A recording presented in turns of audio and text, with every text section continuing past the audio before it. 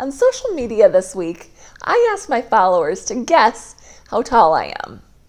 So if you're here for the answer, I'm not going to make you wait. I am 6 feet 2 inches tall. If that surprises you, you're not alone. People always say, your parents must be really tall. They're actually not. The tall genes came from some distant relatives. Some male cousins of mine are 6'5" and even 6'8". So let's go all the way back to preschool. I was the tallest girl in my class, and I was proud of it. But when I got to middle and high school, I started to really hate it. Boys said that they didn't want to date me, and I heard all the jokes. Tasha, how's the weather up there? Yeah, like I never heard that one before. I did have boyfriends, even boyfriends who were shorter than me. Some kids made fun of us, but I learned to have a thick skin. By the way, today there are a lot more clothing options for tall girls. But when I was younger, I had to buy men's jeans. And for a long time, I was really self-conscious about my height. And then I had my accident. My fall happened when I was 16, but my doctors did not know what to do with me. They never had a female spinal cord injury patient who was so tall. When my doctors looked at my spine right after the accident, they told my parents that I was not finished growing. My mom responded with, "Don't tell Tasha that." And that doctor was right. I actually grew another 4 inches over the next 2 years. Before the accident, I was right around 5'11", and once I stopped growing, I was 6 foot 3.5 inches tall.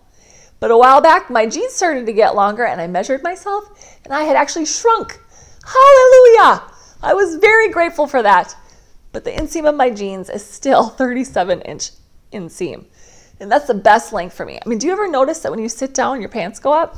Well, I learned that after the accident. I learned that I needed to have pants that were extra long so they would go down and around my shoes, therefore needing a 37-inch inseam.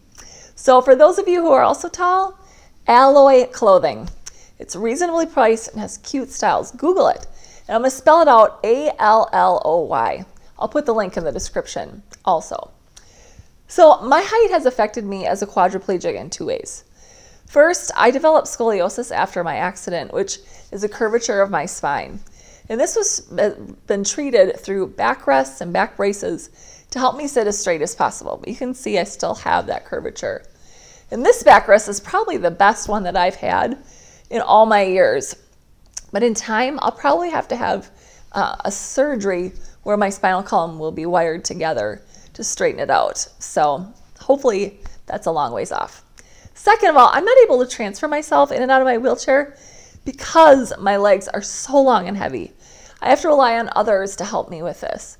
And the thing that I joke about is that my sister is 5'4". How much easier would my life be if I had her height? But you know what? I love this unique part about myself, and I wish I could go back in time and tell young Tasha that she was tall and beautiful. I also wish someone had told me that models are typically over 6 feet tall. That would have given me so much more confidence. But if you're a tall woman, know that you're beautiful and unique. It's good to be different. How boring would life be if we were all exactly the same? So ask yourself, what is one unique trait or talent about yourself that makes you different? Comment that below and know that what makes you unique is beautiful.